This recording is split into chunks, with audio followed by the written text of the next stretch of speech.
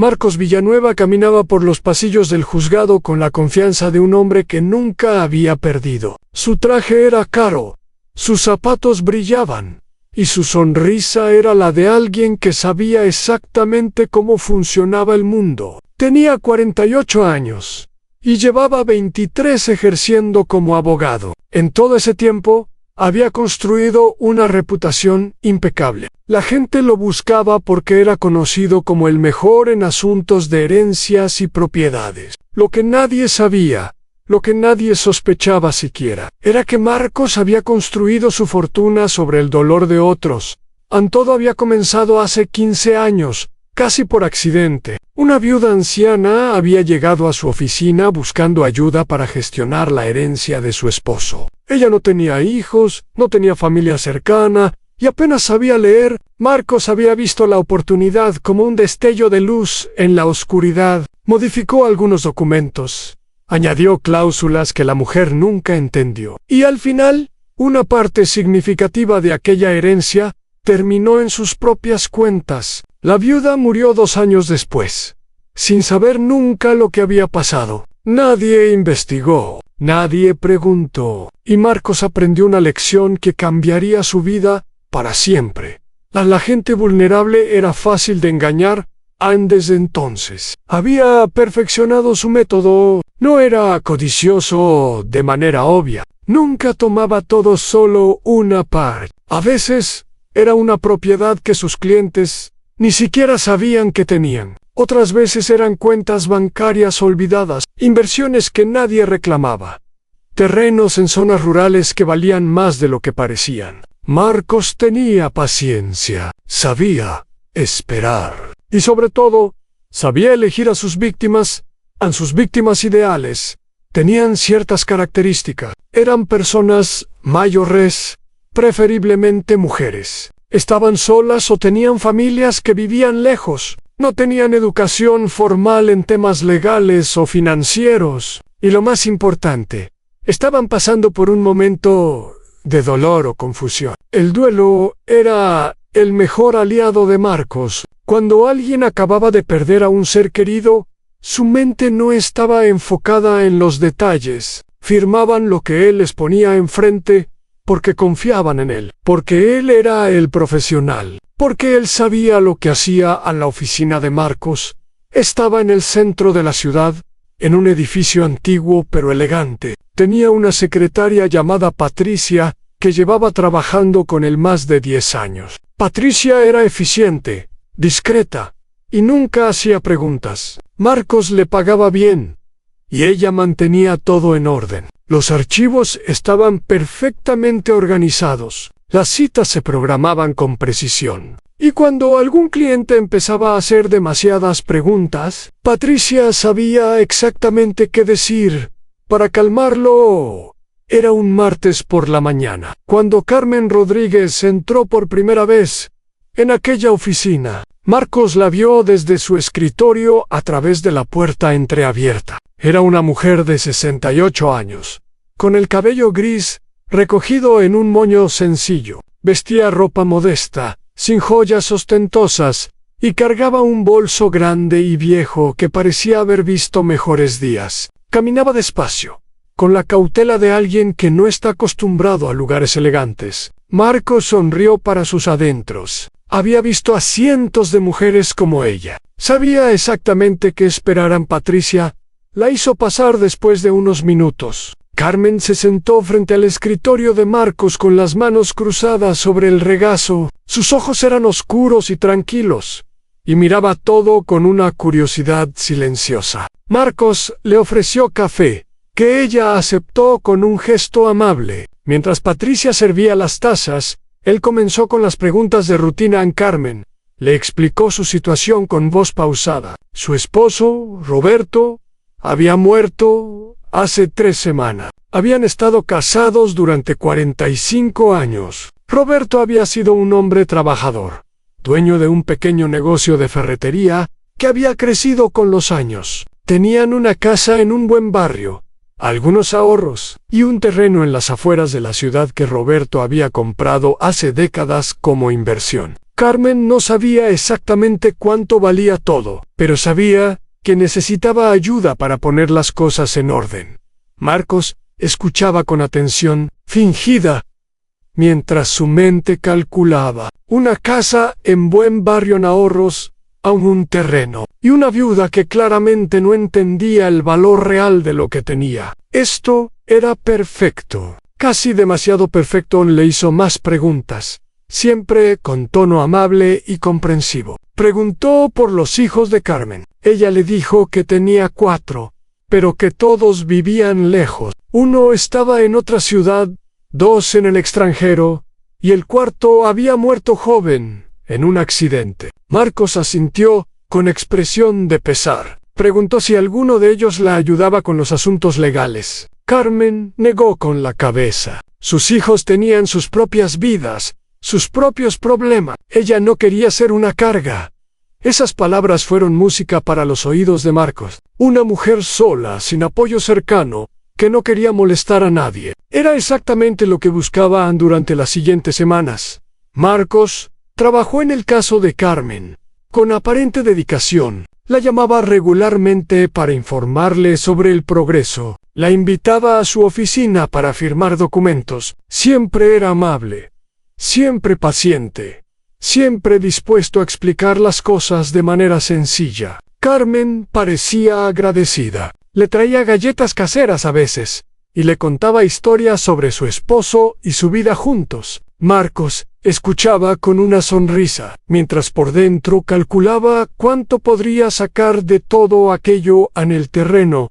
Era la pieza clave. Marcos había investigado y descubierto que valía mucho más de lo que Carmen imaginaba. La ciudad estaba creciendo en esa dirección, y varios desarrolladores inmobiliarios estaban interesados en la zona. Si jugaba bien sus cartas, podría quedarse con ese terreno sin que Carmen sospechara nada. Solo necesitaba los documentos correctos y las firmas. En los lugares adecuados preparó un conjunto de papeles que parecían rutinarios: formularios de inventario, declaraciones de bienes, autorizaciones legales. Entre ellos, escondió un documento que transfería el terreno a una empresa fantasma que él controlaba. El lenguaje era técnico y confuso, diseñado para que cualquier persona sin conocimientos legales lo firmara sin entender lo que estaba haciendo. Había usado este truco docenas de veces. Nunca había fallado. La cita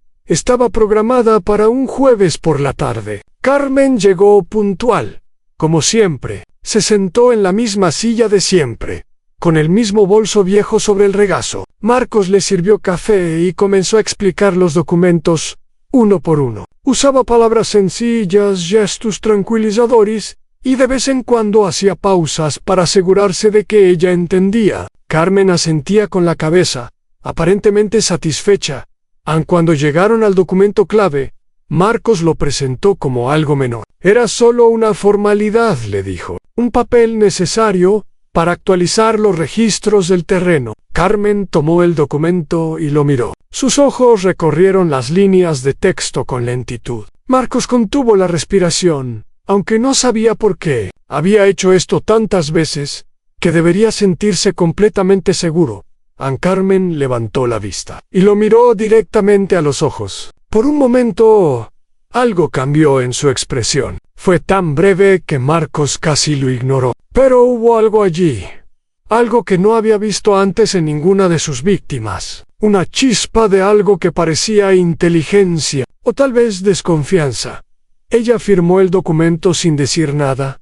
Marcos exhaló con alivio. Por supuesto que había firmado. Siempre firmaban. Carmen era como todas las demás una anciana confundida que confiaba en el profesional con traje elegante. Recogió los papeles con una sonrisa satisfecha y le prometió que todo estaría listo en unas semanas. Carmen le agradeció con su amabilidad habitual y se marchó esa noche. Marcos celebró en silencio. Abrió una botella de vino caro en su apartamento y brindó consigo mismo. El terreno valdría millones cuando los desarrolladores comenzaran a construir, y Carmen nunca sabría lo que había perdido. Para cuando alguien se diera cuenta, si es que alguien se daba cuenta, sería demasiado tarde. Los documentos eran legales. Las firmas eran auténticas. No había nada que lo conectara directamente con la empresa fantasma. Era un plan perfecto, como todos sus planes. Pero Marcos no sabía algo importante sobre Carmen Rodríguez.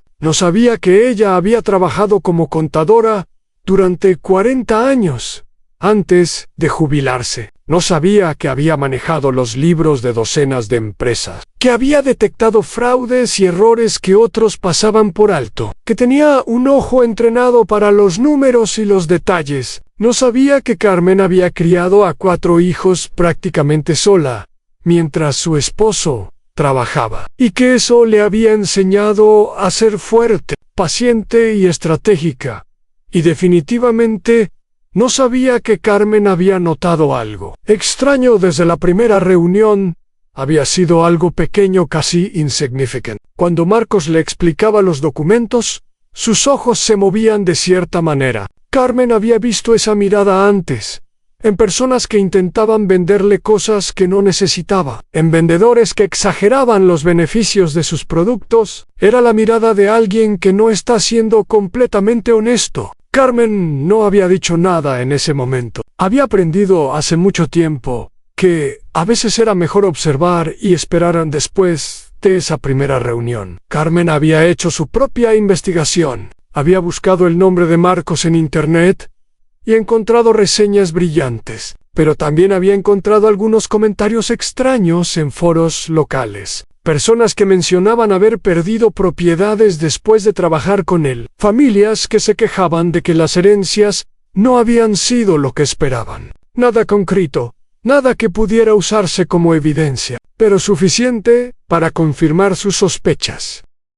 Carmen había decidido entonces seguir adelante con Marcos, pero con los ojos bien abiertos. Cada vez que iba a su oficina, observaba todo. Notaba cómo Patricia organizaba los archivos, escuchaba las conversaciones telefónicas que Marcos tenía cuando creía que ella no prestaba atención, y sobre todo, leía cada documento con un cuidado que él nunca sospechó.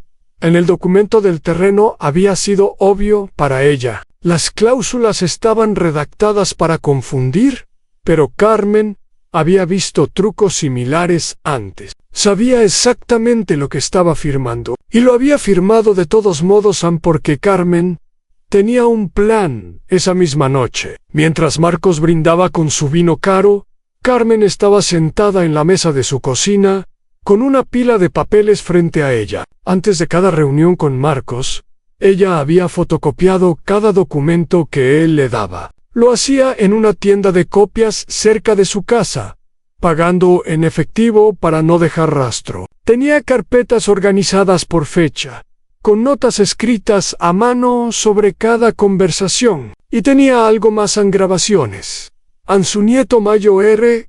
le había regalado un teléfono moderno hace un año. Carmen apenas sabía usarlo para llamadas y mensajes, pero su nieto le había enseñado una función útil en cómo grabar audio. Desde la tercera reunión con Marcos, Carmen había grabado cada conversación. El teléfono estaba siempre en su bolso, con el micrófono apuntando hacia arriba. Marcos nunca lo había notado. Nunca había revisado el bolso de una anciana. Carmen escuchó las grabaciones esa noche, tomando notas de cada cosa sospechosa que Marcos había dicho. Había momentos donde él mencionaba ajustes en los documentos. Había momentos donde su tono cambiaba cuando hablaba de ciertos bienes. Y había un momento, en la última reunión, donde él había dicho algo que Carmen subrayó 3 veces.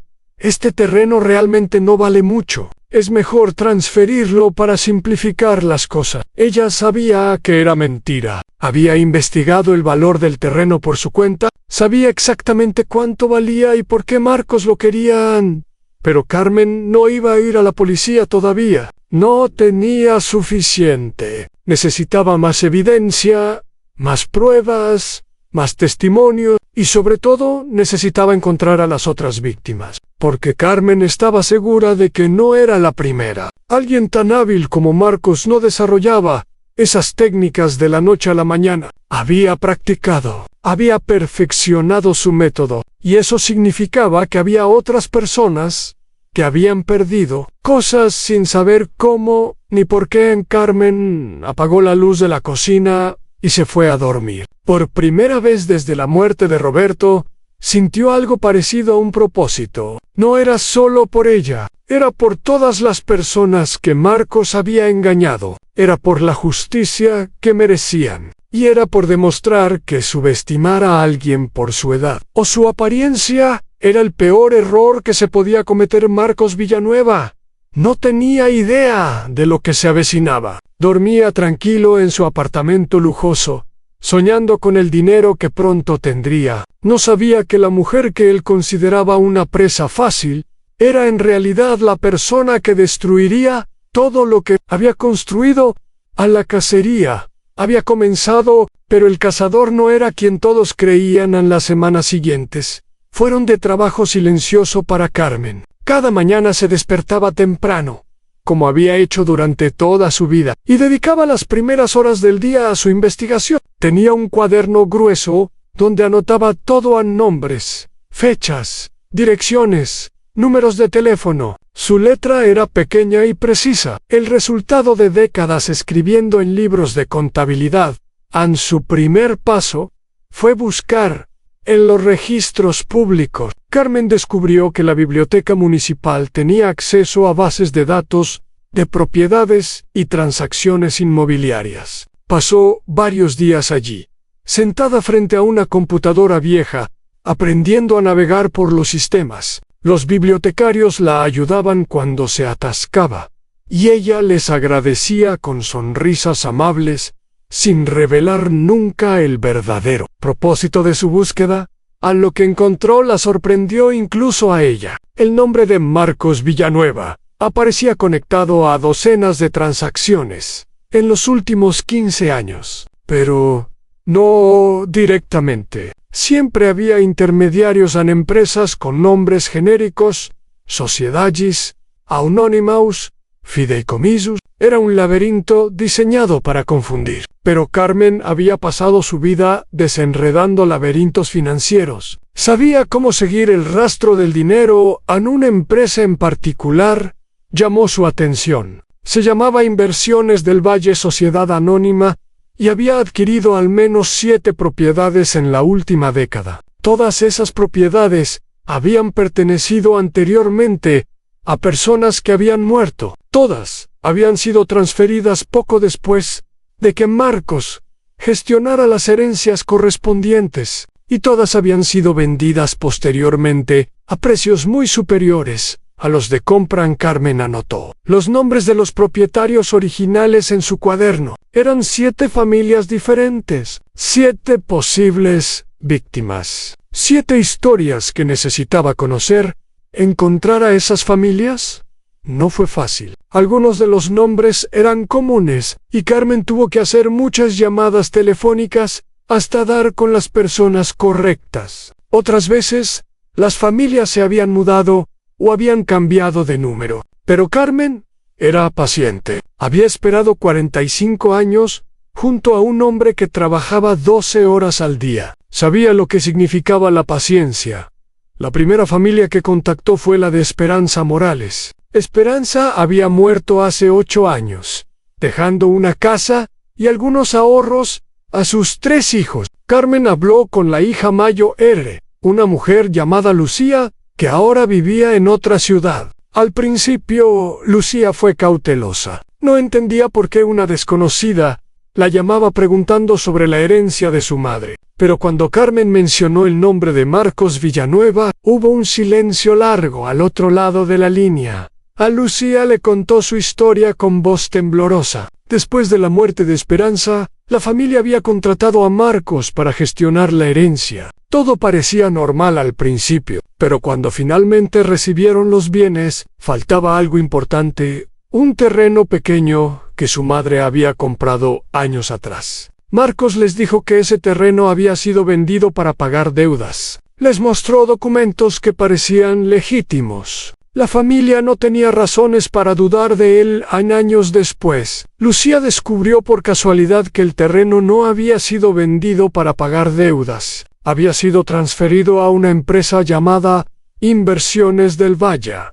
Lucía intentó investigar, pero no tenía los recursos ni el conocimiento para hacerlo. Eventualmente, era demasiado doloroso y demasiado complicado. Se había resignado a la pérdida. Carmen escuchó todo sin interrumpir. Cuando Lucía terminó, le hizo una pregunta simple. ¿Estaría dispuesta a hablar con otras familias que habían pasado por lo mismo? Lucía dudó un momento antes de responder que sí. Quería justicia para su madre. Quería que alguien pagara por lo que habían hecho. A las siguientes llamadas fueron similares. Carmen contactó a la familia Herrera, cuyos padres habían perdido una propiedad comercial. Habló con los Mendoza, que nunca entendieron por qué la herencia de su abuelo había sido tan pequeña. Encontró a los Vargas, cuyos hijos habían peleado entre ellos durante años por dinero que nunca llegó, sin saber que el verdadero culpable era su abogado. Cada historia era diferente en los detalles, pero el patrón era siempre el mismo. Marcos identificaba bienes valiosos, creaba documentos confusos, hacía que las personas firmaran sin entender, y luego desaparecía esos bienes en el laberinto de sus empresas fantasma. Era un sistema perfecto, diseñado para que cada víctima pensara que su caso era único, que simplemente habían tenido mala suerte. Carmen organizó una reunión. Fue en su propia casa. Un domingo por la tarde, invitó a representantes de 5 familias diferentes. No todos pudieron venir en persona, pero algunos se conectaron por videollamada con la ayuda del nieto de Carmen. Era la primera vez que todas esas personas se encontraban, la primera vez que entendían que no estaban solas.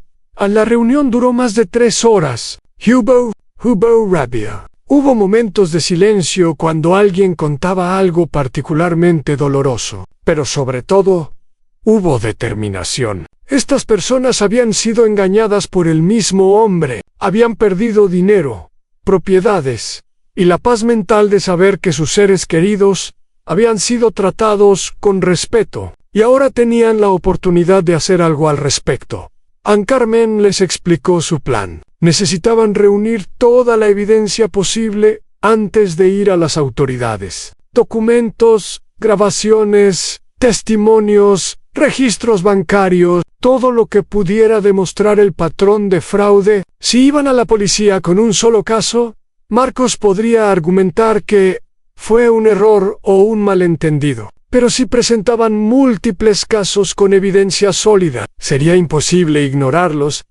Cada familia se comprometió a buscar en sus archivos. Muchos habían guardado copias de los documentos que Marcos les había dado, aunque no supieran exactamente qué contenían. Otros tenían correos electrónicos, mensajes de texto, registros de llamadas. Carmen les dio instrucciones precisas sobre qué buscar y cómo organizarlo. Su experiencia como contadora finalmente tenía un propósito más allá de los números. Mientras tanto, Carmen seguía actuando como si nada hubiera cambiado en su relación con Marcos. Todavía iba a su oficina cuando él la llamaba. Todavía firmaba documentos con aparente docilidad. Todavía le llevaba galletas y le contaba historias sobre Roberto. Marcos no sospechaba nada. Para él, Carmen seguía siendo la viuda ingenua que había entrado en su oficina hace meses, pero había algo que Carmen necesitaba y que todavía no tenían acceso al interior de la operación de Marcos. Necesitaba saber exactamente cómo funcionaba su sistema, dónde guardaba los documentos reales, quién más estaba involucrado, y para eso necesitaba a alguien dentro. Patricia, la secretaria de Marcos, era la candidata obvia. Carmen la había observado durante meses. Patricia era eficiente y profesional, pero había algo en sus ojos que sugería cansancio. No el cansancio físico, sino el cansancio moral de alguien que ha visto demasiado y ha guardado silencio demasiado tiempo. Carmen decidió acercarse a ella. La oportunidad llegó un día cuando Carmen fue a la oficina y Marcos estaba en el juzgado. Patricia la atendió sola, ofreciéndole café mientras esperaba. Carmen aceptó el café y comenzó a hablar, no sobre asuntos legales, sino sobre la vida. Preguntó a Patricia sobre su familia, sobre sus sueños, sobre cómo había llegado a trabajar con Marcos. Patricia respondió con cautela al principio, pero poco a poco se fue abriendo. Tenía una hija adolescente que criaba sola. Había empezado a trabajar con Marcos cuando necesitaba dinero desesperadamente. El sueldo era bueno, pero el trabajo la consumía. Había días en que no podía dormir.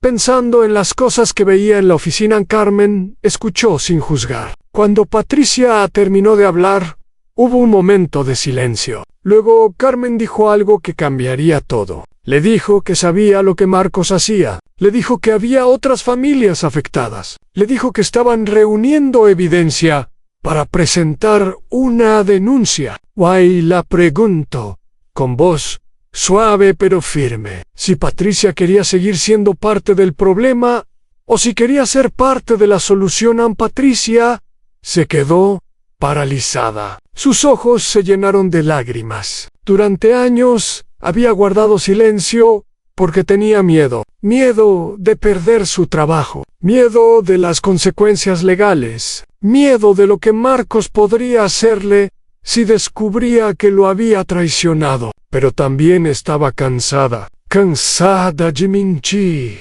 Cansada de ver a personas como Carmen ser engañada. Cansada de ser cómplice de algo que sabía que estaba mal. Le tomó una semana decidirse. Durante esa semana, Carmen no la presionó. Simplemente le dejó su número de teléfono y le dijo que la llamara cuando estuviera lista. Patricia llamó un domingo por la noche, cuando su hija ya estaba dormida. Habló durante 2 horas, contando todo lo que sabía sobre las operaciones de Marcos San. Lo que Patricia reveló era peor de lo que Carmen había imaginado. Marcos no solo había estafado a 7 familias, había estafado a docenas. Patricia tenía acceso a archivos que Marcos creía que nadie más veía. Sabía dónde estaban los documentos originales, los contratos reales, las transferencias bancarias. Sabía los nombres de las empresas fantasma, los contadores que ayudaban a Marcos a mover dinero, los funcionarios que miraban hacia otro lado a cambio de sobornos. Carmen tomó notas de todo. Cuando terminaron de hablar, le agradeció a Patricia con sinceridad. Le prometió que haría todo lo posible para protegerla cuando llegara el momento de la denuncia. Patricia le agradeció a su vez. Por primera vez en años, sentía que estaba haciendo algo correcto. A las semanas siguientes, fueron de preparación intensa. Patricia comenzó a copiar documentos en secreto, siempre con cuidado de no dejar rastro. Carmen organizaba todo en carpetas, creando una cronología de los crímenes de Marcos, que abarcaba 15 años. Las familias aportaban sus propias piezas del rompecabezas. Poco a poco, la imagen completa comenzaba a formarse. Pero Carmen sabía que necesitaban algo más. Necesitaban a alguien con autoridad legal que tomara el caso en serio. La policía local era un riesgo. Marcos tenía conexiones en la ciudad, personas que le debían favores. Si iban al lugar equivocado, podrían advertirle, y él tendría tiempo de destruir evidencia o huir. Carmen investigó y encontró a una fiscal de otro distrito que tenía reputación de ser incorruptible. Se llamaba Elena Rivas, y había procesado varios casos de fraude corporativo en el pasado. Carmen le escribió una carta larga explicando la situación y adjuntando un resumen de la evidencia que tenían. Luego esperó la respuesta. Llegó 2 semanas después. Elena Rivas quería reunirse con ellos. La reunión fue en una oficina discreta en otra ciudad. Carmen viajó sola, cargando una maleta llena de documentos. Elena la recibió con profesionalismo, pero también con escepticismo. Había visto muchos casos que parecían sólidos, pero que se derrumbaban bajo escrutinio. Necesitaba ver la evidencia antes de comprometerse. Carmen le mostró todo: las grabaciones, los documentos, los testimonios, los registros bancarios, la cronología que había construido painstakingly. Durante meses, Elena escuchó y leyó durante horas, haciendo preguntas ocasionales que demostraban su experiencia. Cuando terminó, se quedó en silencio por un largo momento. Luego dijo las palabras que Carmen había estado esperando. Vamos a proceder con una investigación formal. Carmen sintió que un peso enorme se levantaba de sus hombros. Había funcionado. Todo el trabajo, todo el riesgo, todo el tiempo invertido había valido la pena. Pero Elena le advirtió que esto era solo el principio. La investigación tomaría meses. Necesitarían más evidencia, más testimonios, más verificación, y sobre todo, necesitaban que Marcos no sospechara nada, hasta que estuvieran listos para actuar en Carmen. Regresó a su ciudad con instrucciones claras. Debía continuar actuando normal. Debía seguir yendo a la oficina de Marcos cuando él la llamara. Debía mantener su papel de viuda ingenua hasta el último momento. Era peligroso, pero necesario. Si Marcos sospechaba algo, podría destruir evidencia o huir del país antes de que pudieran arrestarlo. A los meses siguientes fueron los más difíciles para Carmen. Cada vez que veía a Marcos, sentía una mezcla de rabia y satisfacción. Rabia por todo lo que él había hecho. Satisfacción por saber que su tiempo se estaba acabando. Pero no podía mostrar nada de eso. Tenía que sonreír, que asentir, que actuar como la anciana confundida que él creía que era Marcos.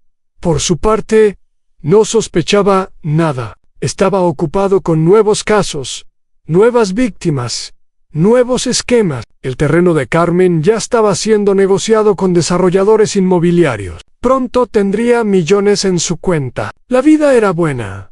No tenía idea de que cada documento que tocaba, cada palabra que decía, cada movimiento que hacía, estaba siendo registrado. No sabía que su secretaria de confianza lo estaba traicionando. No sabía que una red de familias estaba trabajando juntas para destruirlo. Wysave no sabía que la mujer que él consideraba su presa más fácil era en realidad la arquitecta de su caída en la trampa. Estaba casi lista. Solo faltaba esperar el momento perfecto para cerrarla. El invierno llegó con lluvias fuertes que golpeaban las ventanas de la oficina de Marcos Villanueva. Él apenas lo notaba. Estaba demasiado ocupado contando sus ganancias y planeando sus próximos movimientos. El trato por el terreno de Carmen estaba casi cerrado. Los desarrolladores habían ofrecido una suma impresionante, mucho más de lo que él había anticipado. Pronto, ese dinero estaría en sus cuentas, mezclado con los fondos de sus otras operaciones. Imposible de rastrear en esa mañana. Marcos revisó sus correos electrónicos con satisfacción. Tenía 3 casos nuevos en camino, todos con el perfil perfecto. Una viuda en el barrio norte, cuyo esposo había dejado varias propiedades comerciales. Un anciano sin hijos cercanos que necesitaba ayuda para redactar su testamento. Y una familia que había heredado una pequeña fortuna de un tío lejano y no sabía qué hacer con ella. Marcos sonrió mientras respondía a los correos con su tono profesional habitual. La vida era generosa con quienes sabían aprovechar las oportunidades. San Patricia entró con su café de la mañana. Marcos la miró brevemente y asintió sin decir nada. Nunca le prestaba mucha atención a su secretaria. Era eficiente y discreta, que era todo lo que necesitaba. No sabía que Patricia había pasado la noche anterior copiando archivos confidenciales en una memoria USB que ahora estaba escondida en su casa. No sabía que ella había documentado cada transacción sospechosa de los últimos 5 años. No sabía que Patricia ya había testificado en secreto ante la fiscal Elena Rivas, proporcionando información que conectaba a Marcos con más de 40 casos de fraude en Carmen. También estaba ocupada esa mañana, pero de una manera muy diferente. Estaba en su cocina, hablando por teléfono con Elena Rivas Hahn.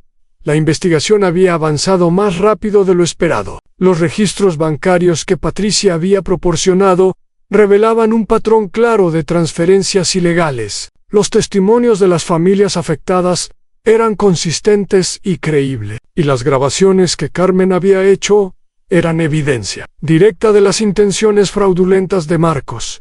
Elena le dijo que estaban casi listos para actuar, solo necesitaban unas semanas más para coordinar con las autoridades apropiadas. Marcos tenía conexiones en varios lugares, y era importante asegurarse de que nadie lo advirtiera antes de tiempo. Carmen escuchó con atención y prometió continuar con su actuación hasta el final, después de colgar. Carmen se sentó en silencio por un momento. Pensó en Roberto, su esposo. Él había sido un hombre honesto que trabajó duro toda su vida. Había construido su negocio desde cero, ahorrando cada peso, invirtiendo en el futuro de su familia. La idea de que alguien como Marcos pudiera robar ese legado le causaba una rabia profunda, pero también sentía orgullo. Roberto estaría orgulloso de lo que ella estaba haciendo. Estaría orgulloso de ver que su esposa no era la víctima fácil que Marcos había imaginado.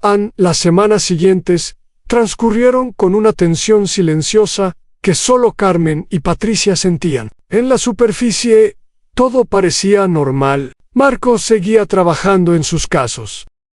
Patricia seguía organizando su agenda. Carmen seguía visitando la oficina cuando la llamaban. Pero debajo de esa normalidad, las piezas finales del rompecabezas estaban cayendo en su lugar.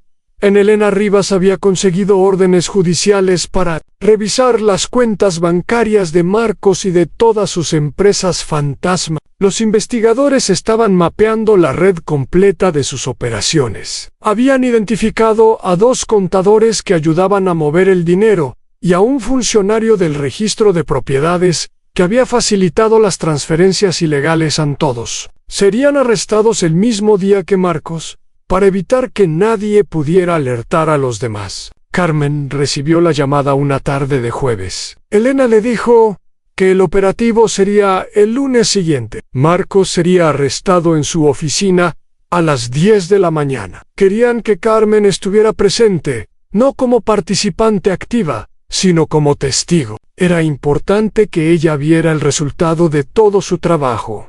A los días previos al lunes fueron los más largos de la vida de Carmen. Apenas podía dormir. Cada vez que cerraba los ojos, veía el rostro de Marcos, su sonrisa confiada, su mirada de depredador. Se preguntaba si él sospechaba algo, se preguntaba si algo podría salir mal en el último momento. Pero también sentía una calma extraña, la calma de quien ha hecho todo lo posible y ahora solo puede esperar. En el domingo por la noche, Carmen llamó a cada una de las familias que habían participado en la investigación, les dijo que el momento había llegado, les agradeció por su valentía y su paciencia, les prometió que pronto tendrían la justicia que merecían. Hubo lágrimas en muchas de esas conversaciones, pero también hubo esperanza. Después de silencio y resignación, finalmente iban a ver que el sistema podía funcionar. El lunes amaneció gris y frío. Carmen se despertó antes del amanecer y preparó su café con manos temblorosas. Se vistió con cuidado, eligiendo ropa sencilla pero digna. No era una ocasión para celebrar. No todavía. Era una ocasión para presenciar el fin de una injusticia que había durado demasiado tiempo. Llegó a la oficina de Marcos a las 9:30. Patricia la recibió con una mirada que decía todo sin palabras. Ambas sabían lo que iba a pasar. Ambas habían trabajado para que este momento llegara. Carmen se sentó en la sala de espera, aparentando leer una revista vieja mientras su corazón latía con fuerza. Marcos llegó a las 9:45.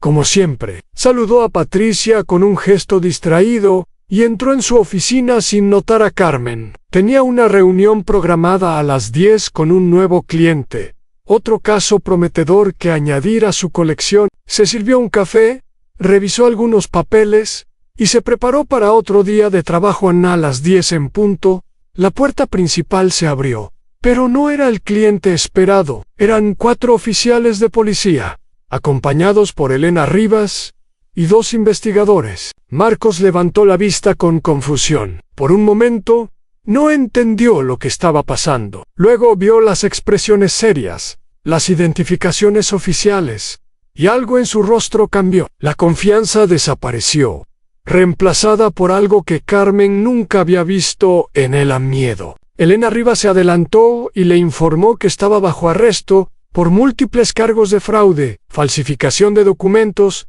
y lavado de dinero. Le leyó sus derechos mientras los oficiales se acercaban para esposarlo. Marcos intentó protestar, diciendo que había un error, que él era un abogado respetado, que esto era ridículo. Pero sus palabras sonaban vacías incluso para él mismo. Mientras lo sacaban de la oficina, Marcos miró alrededor buscando una explicación. Sus ojos se posaron en Patricia, que lo observaba desde su escritorio, con una expresión inescrutable. Luego vio a Carmen, sentada en la sala de espera con la revista todavía en las manos. Sus miradas se cruzaron por un largo momento. Carmen no dijo nada. No necesitaba hacerlo. Su silencio era más elocuente que cualquier palabra. En ese momento, Marcos entendió. Entendió que la anciana que él había considerado una presa fácil era la persona que lo había destruido. Entendió que había sido superado por alguien a quien nunca se molestó en conocer realmente. Entendió que su arrogancia había sido su perdición. Lo sacaron de la oficina esposado, pasando frente a los otros empleados del edificio que miraban con asombro. Marcos Villanueva, el abogado respetado, el profesional impecable, siendo llevado por la policía como un criminal común. Era una escena que nadie habría imaginado posible. Elena Rivas se quedó unos minutos después del arresto para hablar con Carmen y Patricia. Les agradeció por su trabajo y su valentía. Les explicó los próximos pasos del proceso legal. Habría audiencias, testimonios, un juicio largo y complicado. Pero la evidencia era sólida. Las posibilidades de que Marcos escapara de la justicia eran mínimas. Carmen escuchó todo con atención, pero su mente estaba en otro lugar. Pensaba en las familias que finalmente tendrían respuestas. Pensaba en Roberto, que habría querido ver este momento. Pensaba en el largo camino que había recorrido desde aquella primera visita a la oficina de Marcos, cuando ella era solo una viuda más, buscando ayuda, con una herencia. Las horas siguientes fueron un torbellino de actividad. Los investigadores registraron la oficina de Marcos, llevándose cajas llenas de documentos. Los medios de comunicación llegaron cuando se enteraron del arresto, y pronto la historia estaba en todas las noticias locales. Un abogado prominente arrestado por fraude, docenas de víctimas identificadas, una red criminal desmantelada. Carmen evitó a los periodistas. No quería atención ni reconocimiento. Solo quería que se hiciera justicia. Se fue a casa temprano y pasó la tarde en silencio, sentada en el jardín que Roberto había cultivado durante años. Las flores estaban marchitas por el invierno, pero pronto llegaría la primavera. Pronto todo florecería de nuevo en esa noche. Carmen recibió llamadas de todas las familias que habían participado en la investigación. Todos habían visto las noticias. Todos querían agradecerle. Lucía, la hija de Esperanza Morales, lloró durante toda la conversación. Dijo que su madre finalmente podría descansar en paz, sabiendo que el hombre que la había robado estaba enfrentando las consecuencias. Los Herrera dijeron que iban a encender una vela en su iglesia, en memoria de todos los afectados. Los Fogs dijeron que finalmente podían dejar de culparse unos a otros por el dinero que nunca llegó. Carmen escuchó cada historia, cada agradecimiento, cada lágrima, y por primera vez en meses se permitió sentir algo parecido a la paz. No era alegría, no exactamente. La alegría vendría después, cuando el juicio terminara y Marcos fuera condenado. Pero era algo cercano. Era la satisfacción de saber que había hecho lo correcto. A los días siguientes, trajeron más revelaciones. La investigación continuaba, y cada día se descubrían nuevos casos de fraude. Marcos había sido más prolífico de lo que nadie imaginaba. Había víctimas en varias ciudades, algunas que ni siquiera sabían que habían sido estafadas hasta que los investigadores las contactaron. El número total superaba las 60 familias. 60 familias que habían perdido propiedades, ahorros, herencias. 60 familias que habían confiado en un hombre que solo veía en ellos oportunidades de enriquecimiento. Patricia cooperó completamente con la investigación y recibió inmunidad a cambio de su testimonio. Ella había sido cómplice durante años, pero su colaboración fue crucial para el caso. Elena Rivas argumentó que Patricia había actuado bajo presión económica y que su ayuda había sido indispensable. El juez aceptó el acuerdo. Patricia pudo empezar de nuevo, lejos de la ciudad, con un trabajo honesto y la conciencia un poco más limpia. Marcos, por su parte, contrató a los mejores abogados que pudo pagar con el dinero que le quedaba. Intentó todas las estrategias posibles: negar los cargos, cuestionar la evidencia, atacar la credibilidad de los testigos, pero nada funcionó. La evidencia era demasiado sólida, los testimonios eran demasiado consistentes. Las grabaciones de Carmen eran especialmente dañinas, mostrando claramente sus intenciones fraudulentas. El juicio duró varios meses. Carmen testificó durante 2 días completos, respondiendo preguntas con la misma calma y precisión que había demostrado durante toda la investigación. Los abogados de Marcos intentaron confundirla, desacreditarla, hacerla parecer una anciana confundida que no entendía lo que había afirmado. Pero Carmen no se dejó intimidar. Respondió cada pregunta con claridad, citando fechas, documentos y conversaciones con una memoria impecable. El momento más dramático del juicio fue cuando el fiscal presentó las grabaciones. La sala quedó en silencio mientras la voz de Marcos llenaba el espacio, hablando sobre ajustes en documentos y terrenos que no valían mucho. Cada palabra era una confirmación de su culpabilidad. Marcos se hundió en su silla, y por primera vez todos pudieron ver al hombre detrás de la máscara, pequeño, cobarde, derrotado. El veredicto llegó un viernes por la tarde. Culpable de todos los cargos. Marcos fue sentenciado a 20 años de prisión y obligado a devolver todo lo que había robado. Sus bienes fueron confiscados y distribuidos entre las víctimas. Las empresas fantasma fueron disueltas. Los cómplices recibieron sus propias sentencias. La red criminal que Marcos había construido durante 15 años fue completamente desmantelada en cuestión de meses. Carmen estaba en la sala cuando se leyó el veredicto. No celebró. No gritó de alegría. Simplemente cerró los ojos por un momento y respiró profundamente. Había terminado. Después de meses de trabajo, de riesgo, de tensión constante, finalmente había terminado. Afuera del juzgado, los periodistas la esperaban. Esta vez, Carmen decidió hablar. Se paró frente a las cámaras con la misma dignidad que había mostrado durante todo el proceso. Les dijo que esta victoria no era solo suya, era de todas las familias que habían sido engañadas. Era de todas las personas que alguna vez habían sido subestimadas por su edad, su apariencia o su situación. Era una prueba de que la justicia, aunque a veces lenta, eventualmente llegaba a un periodista.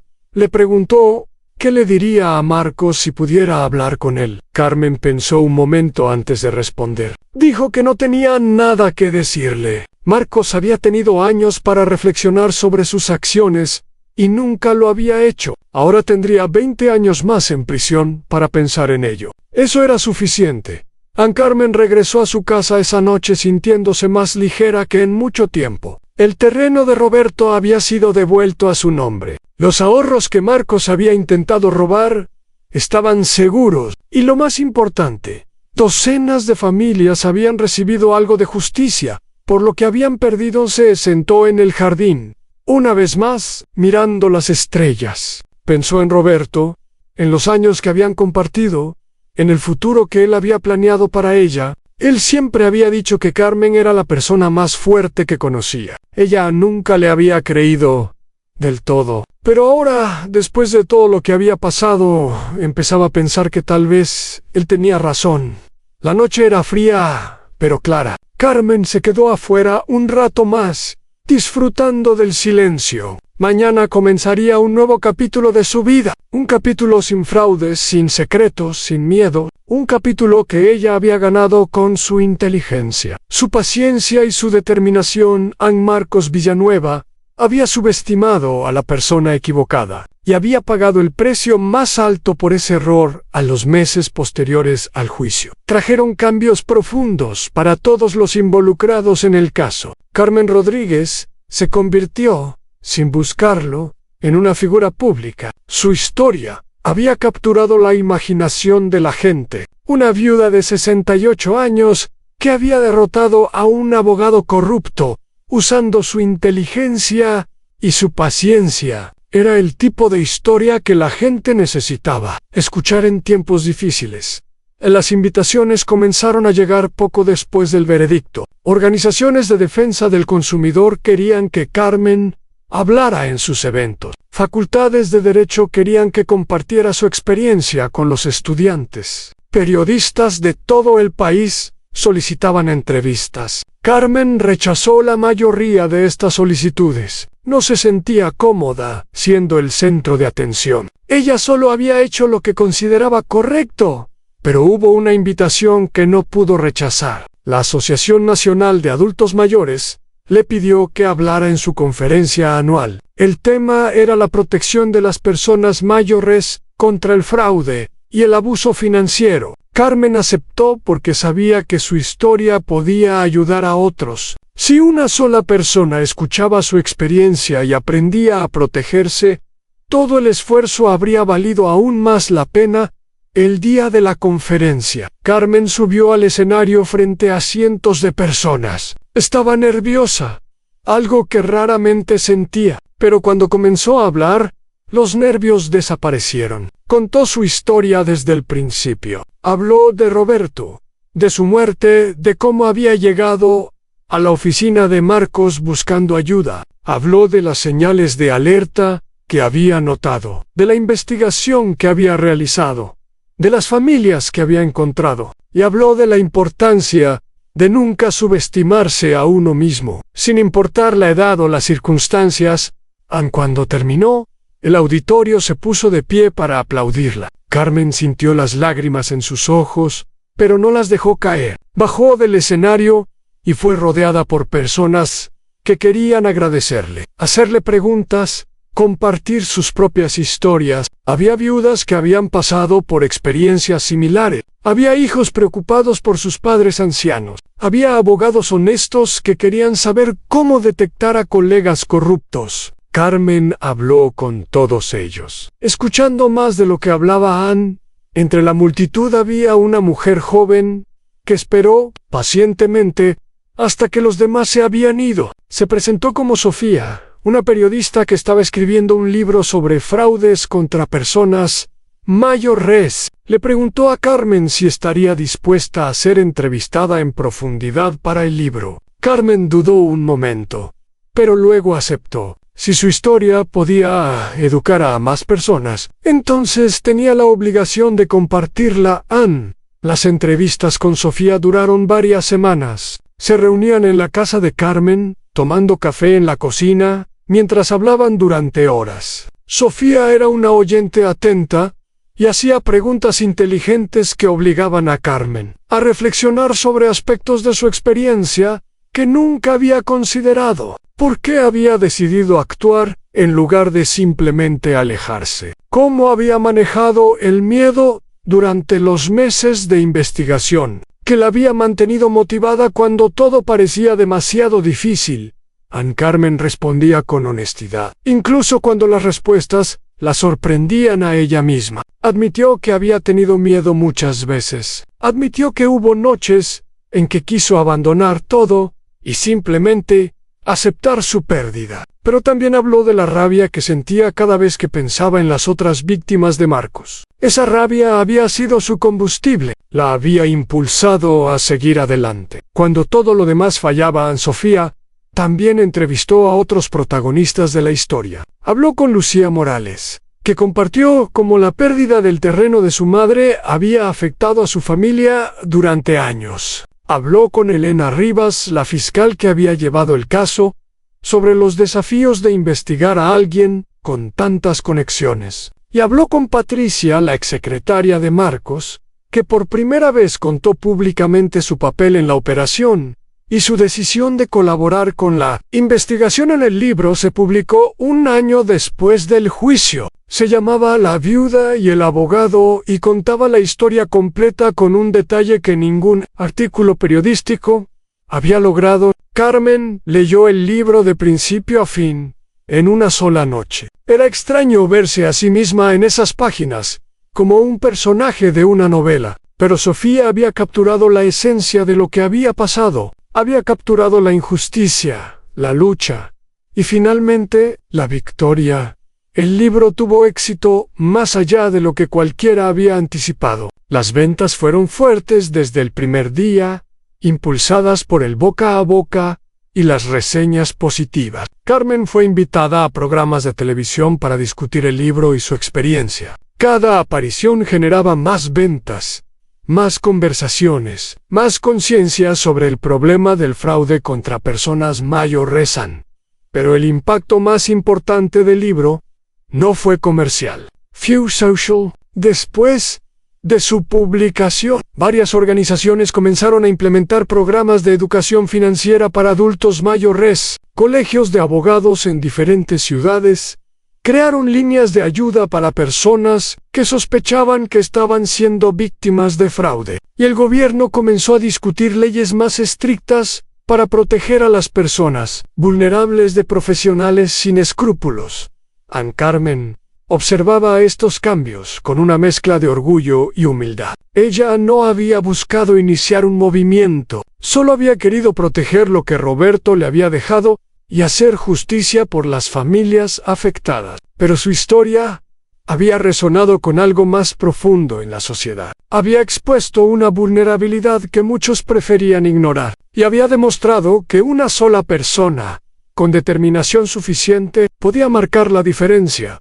Mientras tanto, Marcos Villanueva languidecía en prisión. Los primeros meses fueron los más difíciles para él. Estaba acostumbrado a una vida de lujo, de control, de poder. Ahora estaba en una celda pequeña, rodeado de criminales comunes, sin ninguno de los privilegios que había disfrutado durante décadas. Sus antiguos colegas lo habían abandonado. Sus amigos habían desaparecido. Incluso su familia se había distanciado, avergonzada por la publicidad negativa.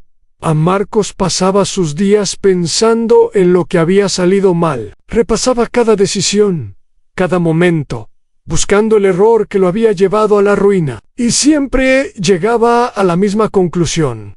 Había subestimado a Carmen Rodríguez. La había mirado y había visto lo que quería ver: una anciana confundida, fácil de manipular. Nunca se había molestado en mirar más allá de la superficie. Nunca había considerado que esa mujer tranquila pudiera ser más inteligente que él.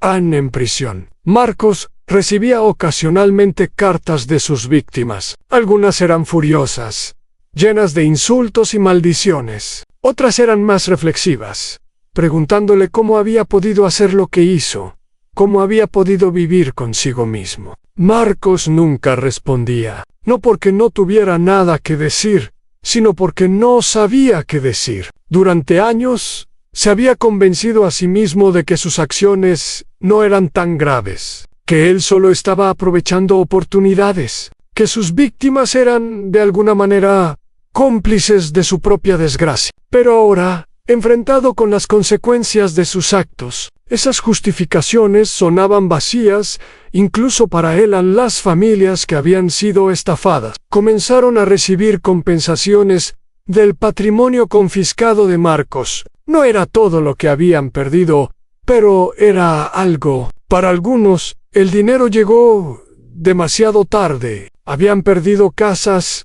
negocios, sueños. El dinero no podía devolverles el tiempo perdido, ni las oportunidades desperdiciadas. Lucía Morales usó su parte de la compensación para crear una fundación en nombre de su madre, Esperanza. La fundación Ofrecía asesoramiento legal gratuito a adultos mayores que enfrentaban situaciones complicadas con herencias y propiedades. Lucía había aprendido mucho durante el proceso de investigación y quería que otros tuvieran acceso a la información que a ella le había faltado cuando su madre murió. La fundación creció rápida